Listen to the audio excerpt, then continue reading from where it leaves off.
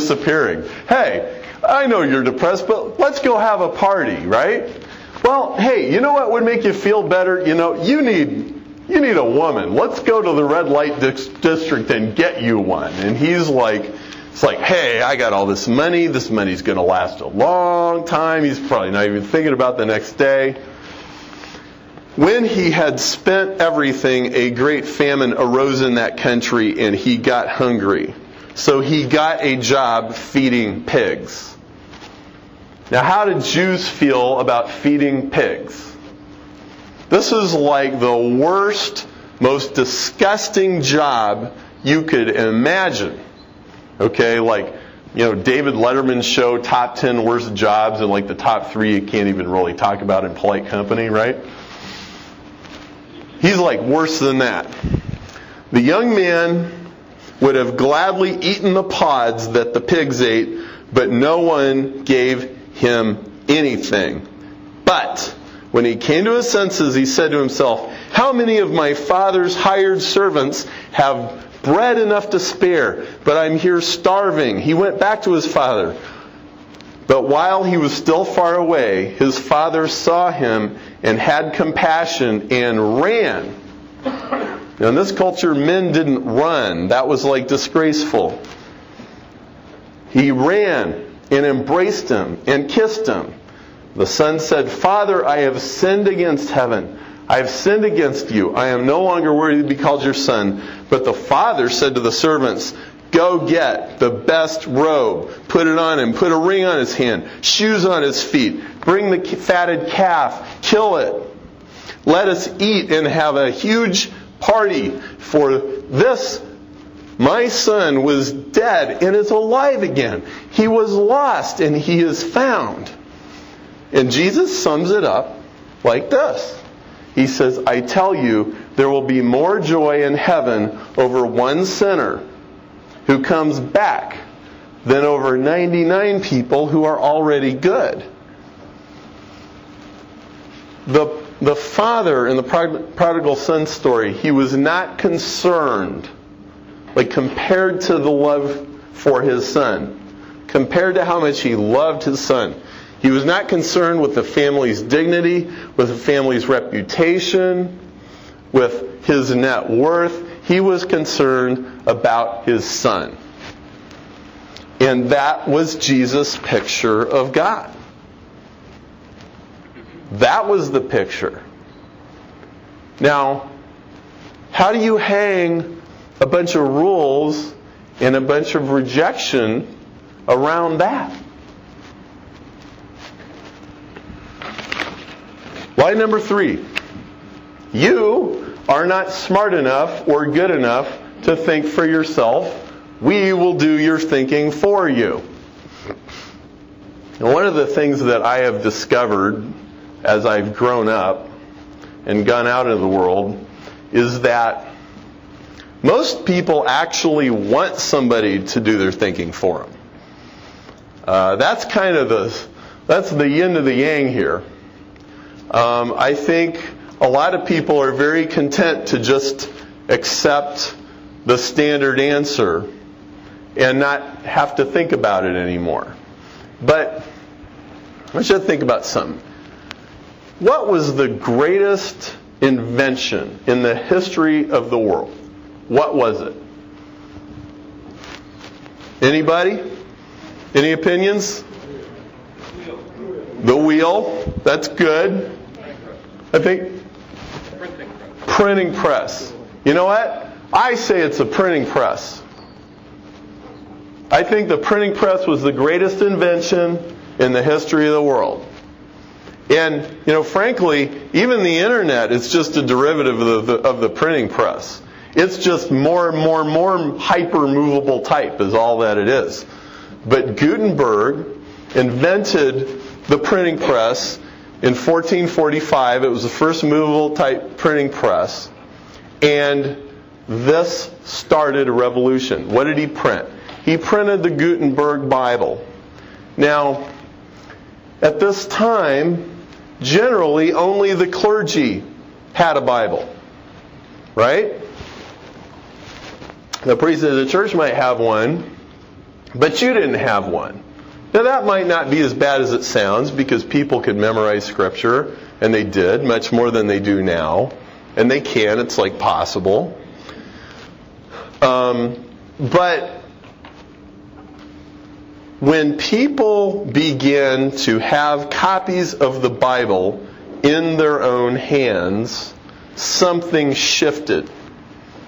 The burden of responsibility for knowing the truth, knowing what was true about God and what was right and wrong, fell on the shoulders of the common people rather than on the shoulders of the person who's telling them about the Bible.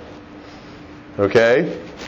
Suddenly, look, if you don't have a Bible and you only have access to certain knowledge, you're only responsible for what you can find out. Now, if you have it in your hands and you're able to read it, now you're responsible for knowing what it says. Right? Well, this created a domino effect in culture. And it had a lot to do with the Protestant Reformation. There were some things that needed to be corrected. Not that Martin Luther was the greatest saint in the world. He had his problems too. But this was triggered by the fact that people could own a printed copy of the Bible. They could read it for themselves, and nobody would have to tell them, what was all about. Okay? Now, here's another thing. The scientific revolution, as we think about it, hit full stride within maybe 50 years of when that happened. You think that's a coincidence? My brother-in-law did a PhD thesis on this very topic. And there are two interpretations of history. There's a secular interpretation, and there's a spiritual interpretation. The secular interpretation of history is the printing press was the beginning of the end of the church. That now people finally are unshackled from all of this nonsense, and they can actually read it for themselves and find out, oh yes, this is a big myth, like some people like to say. And as soon as the iron grip of the church was released from mankind, and then progress just started to happen. Okay? That's the secular interpretation. Okay? Now, the interpretation that Allen defended in his PhD thesis was actually the opposite.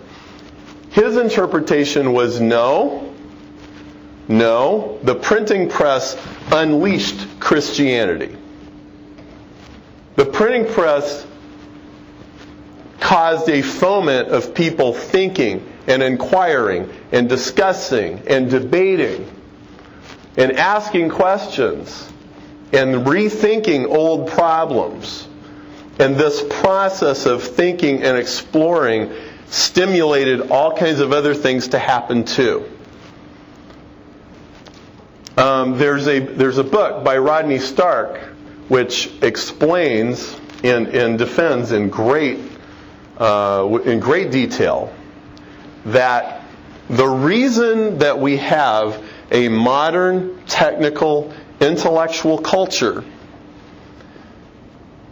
today, with all of the things that we have and all of the innovations that we have, the reason that we have that is because with the spread of Christianity came the necessity to grapple with some really huge questions. And the huge questions were, okay, if there's one God, and God is loving and powerful and omniscient, and if God became man and came to earth, what does that mean about how we live our lives? What does that mean? Does that mean it's okay to have slaves or not? Does that mean that I'm better than you or not? Does that mean you're better than me? What kind of government does that say we should have? What should we do what about how we spend our money? How does this affect all this thing? See, the existence of theology, which considers these questions, forced men and women to begin to think and engage in a process of discovery. Another thing that was unique to Christianity was a picture that time is not some cyclical thing or something, that goes around and around and around and it just keeps repeating itself. And it's not some static thing like a lot of pagan cultures believed, things never really change, everything's just going to stay the same. I do what I do because my father did it, because his father did it. In Christianity, there is a discrete beginning of time in the universe. In the beginning, God created the heavens and the earth. That means there was a beginning. And the Christian worldview looks at time as an arrow that goes forward, never backward, and it's an arrow of progress. Okay? And Alan had to rewrite his thesis 5 times. He was at Iowa State, not some seminary, and most of his professors were atheists. And they did not like his thesis, but he got it through, finally after 5 rewrites. And this was the thesis that he defended, that the printing press was the unleashing of Christianity because people could read and think for themselves. In a community of coming together and discussing and debating and considering. And it's no coincidence that some of the great early scientists regarded their scientific efforts as a way of worshiping God. People like Boyle and Newton and Galileo and Copernicus, they regarded what they did as a way of worshiping God. Now,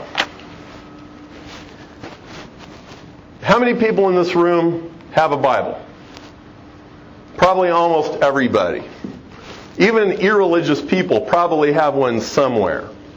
Well, the fact that we have one now makes us responsible for knowing what it is. Okay?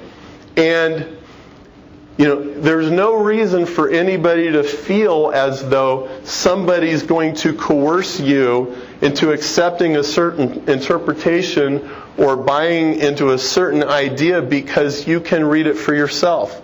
So that's a privilege and a responsibility. And what I would encourage people here to do is if you haven't read it, pick it up and read it. It's kind of become so apparent to me, especially lately, that people get in debates and religious debates and all this kind of stuff, and they talk about the Bible, but they never actually read it. This Da Vinci Code thing that's going on. Well, how about, if you're not sure, how about you read the Da Vinci Code and read Matthew, Mark, Luke, John. Read that for yourself and say, do I like this Jesus that I encounter in the pages of this book? Does this seem like a real person? Do the people, do the disciples, and all the different things that go on, do they look and feel and smell like real people? Now, you don't have to read very far to see that a lot of this is like Dumb and Dumber. I mean, people, they're all, every time they get a chance to stick their foot in the mouth, they do, right? Peter says, "You are Christ, the Son of the living God." And Jesus says, "Well, I'm going to die." And he says, "Oh, maybe you're not the Christ, the Son of the living God. Get behind me, Satan." Now that's